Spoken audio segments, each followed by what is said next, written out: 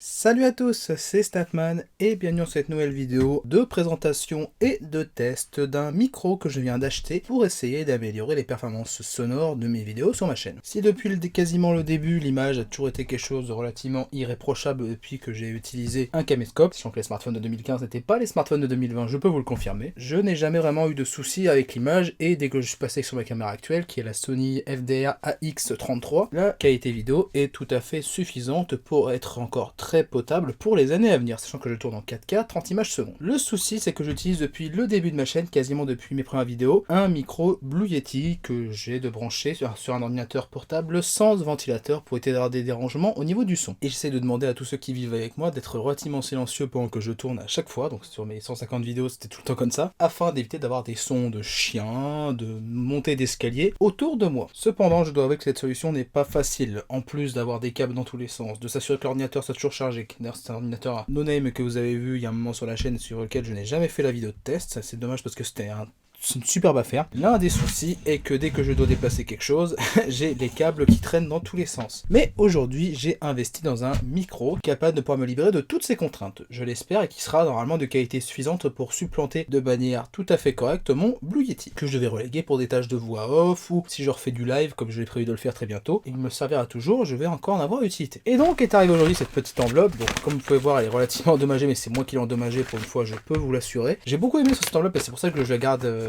Je l'ai gardé avant de faire cette vidéo, c'est ce scellé ici avec une corde, donc qui était bien attachée ici quand j'ai ouvert l'enveloppe, donc ça prouvait que l'enveloppe n'a pas été ouverte pendant l'expédition, ce qui est un petit geste tout à fait sympathique. Et une fois qu'on sort ce qu'il y a de l'enveloppe, on tombe sur du papier bulle, donc là-dessus c'est plutôt bien emballé. Et donc nous avons le Sony ICD TX650. Alors j'ai vu quelques vidéos dessus sur YouTube et je me suis rendu compte que c'est un micro qui était déjà pas mal utilisé depuis quelques années.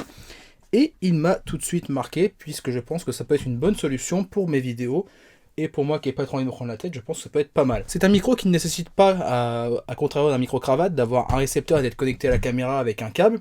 En fait, c'est un petit peu un hybride entre un dictaphone et un micro-cravate. Vous lancez votre enregistrement, vous bloquez l'enregistreur pour qu'il évite d'arrêter l'enregistrement quand vous avez touché au bouton involontairement en bougeant. Et il y a dedans une mémoire interne de 16 Go, donc ce qui équivaut à ce qu'ils disent à 715 heures d'audio. Et juste avec un bruit pour permettre de pouvoir synchroniser les pistes du type au début d'un enregistrement avant même d'avoir commencé, ça permet de pouvoir resynchroniser ceci avec le son de la caméra qui lui continuerait d'enregistrer et qui servirait juste à synchroniser. Qu'est-ce qu'on peut dire sur cette boîte? Elle est tout à fait classique, typique Sony.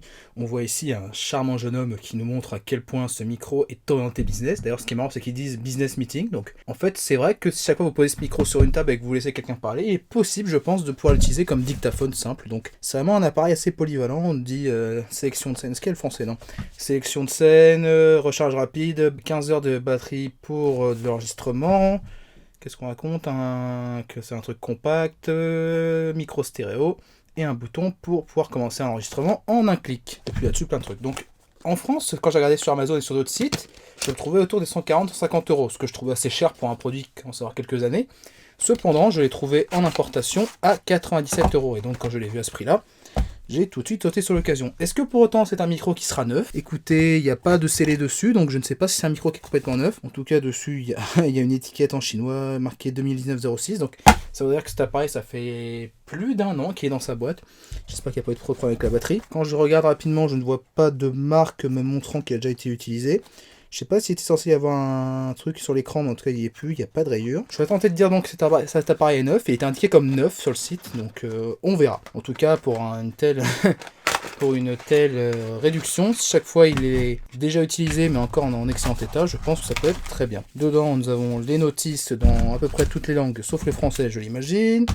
Nous avons au fond le petit fourreau pour pouvoir le ranger, pour le transporter, ce qui est très bien, c'est une bonne intention. Un câble micro USB tout à fait classique, et rien du tout au fond. Et là-dedans, nous avons l'enregistreur qui est bien installé pour éviter d'être trop chahuté pendant le transport. Donc comme vous pouvez voir tout de suite, le petit clip ici qui lui permet d'être attaché comme un micro-cravate classique, le focus revient. On a ici une partie en plastique brillant, avec un effet métal, mais je pense que c'est bien du plastique, comme j'étais en train de le dire.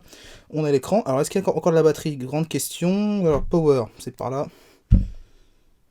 Je pense qu'il n'y a plus de batterie. Je laisse un peu charger et on reviendra une fois qu'il y aura de la batterie. Bon, me revoilà après une trentaine de minutes de charge. Je pense qu'il était bel et bien complètement déchargé. Et maintenant, vous pouvez voir son petit écran bien réfléchissant, ce qui fait que la caméra a du mal à faire le point dessus.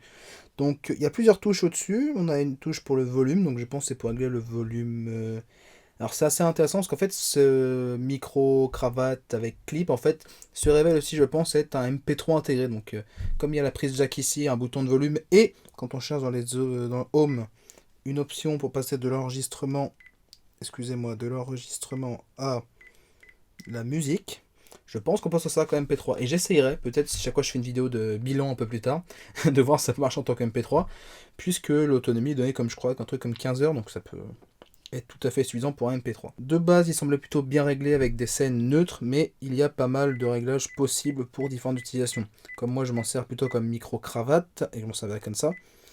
Donc dossier enregistrement, ça c'est si vous voulez le mettre dans différents dossiers qui sont disponibles dans l'OS et le stockage de ce micro. Sélection de scènes, donc on peut avoir plusieurs scènes disponibles.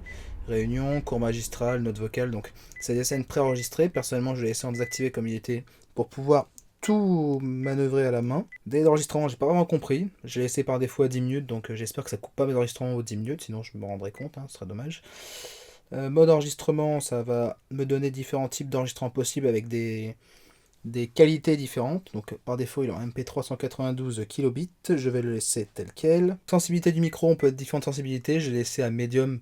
Normalement, ils disent plutôt de le mettre en basse sensibilité pour de l'enregistrement type micro-cravate. Je vais prévoir un peu plus large au cas où, et puis je réglerai au fur et à mesure. Les prochaines vidéos que je vais faire sur cette chaîne, ça va être un peu expérimental. Je vais tester différents settings, ouais, donc différents réglages avant de trouver le bon. En phase stéréo, c'est pour faire en sorte que le son en stéréo soit plus ou moins mis en avant ou pas. Personnellement, j'ai laissé en off. Filtre enregistrement, il me semble que j'ai laissé en noise cut. Donc c'est oui, noise cut. Donc si j'ai pas de bêtises, c'est censé couper tous les sons autour de la voix. Donc normalement, c'est censé être plutôt pas mal pour ce que je veux en faire. VOR, c'est l'activation du micro par la voix. Quand je vois comment ça marche sur des logiciels type Discord et tout ça, je n'ai pas envie d'essayer ce genre de choses. On va laisser l'enregistrement en manuel, c'est tout à fait bien que je puisse le gérer. Supprimer un fichier et puis c'est tout. Donc voilà, c'est une interface plutôt simple. On a un bouton pour enregistrer en un clic. Hop, pouf, ça passe au rouge, ça enregistre. Et hop, vous arrêtez l'enregistrement, pouf, folder 1. Et ce qui va se passer en fait, c'est que ce que je ferai, c'est que je ferai enregistrement, ça passe au rouge. Et hop, hold. Comme ça, une fois qu'il est passé en hold, je peux appuyer sur tous les boutons possibles et inimaginables. Il est en hold. Et donc dès que je désactive, hop, pouf, boum, c'est enregistré. Donc voilà pour cette première présentation. Si on glisse dans le fourreau, hop, ça fait ceci. Donc pour le transporter, c'est très bien. C'est une bonne manutention et le fourreau est de qualité tout à fait correcte. Donc ce que je vais faire, c'est que je vais me mettre en position face caméra pour finir cette vidéo de présentation. Et on va comparer le micro de la caméra avec le micro Blue Yeti avec le micro de chez Sony. Donc me voilà passé face caméra. Pour l'instant, j'ai laissé le micro à l'extérieur, mais je pense qu'avec l'habitude, je le passerai à l'intérieur. Là, c'est vraiment pour ne pas me prendre la tête et pour le laisser, comme on peut voir, mon magnifique t-shirt Renault. Après tous les beaux commentaires que j'ai eu sur mes dernières vidéos, je continue à mettre mes t-shirts de sport automobile parce que c'est des t-shirts que j'utilise tous les jours et que je n'ai pas l'argent à mettre dans une machine à laver spéciale pour mes vidéos YouTube, donc je porte ce que je veux. Et donc pour faire ce test de micro, déjà je mets mon micro Blue Yeti dans le bon sens, et je vais lire une partie du script de la prochaine vidéo que je vais tourner juste après celle-ci. Bien évidemment au moment du montage, je vous indiquerai quel micro est utilisé. Le micro de la caméra va être un petit peu désavantagé, parce qu'en fait comme je monte tellement mon trépied, ce serait vraiment beau à voir, c'est bête si j'ai pas d'appareil photo en face de moi, mais je le monte tellement, c'est qu'en fait il est bloqué en dessous de la structure, donc en fait là c'est compliqué. Donc le micro de la caméra sera pas optimal, mais vous l'avez déjà entendu sur d'autres vidéos où j'ai eu des problèmes du micro.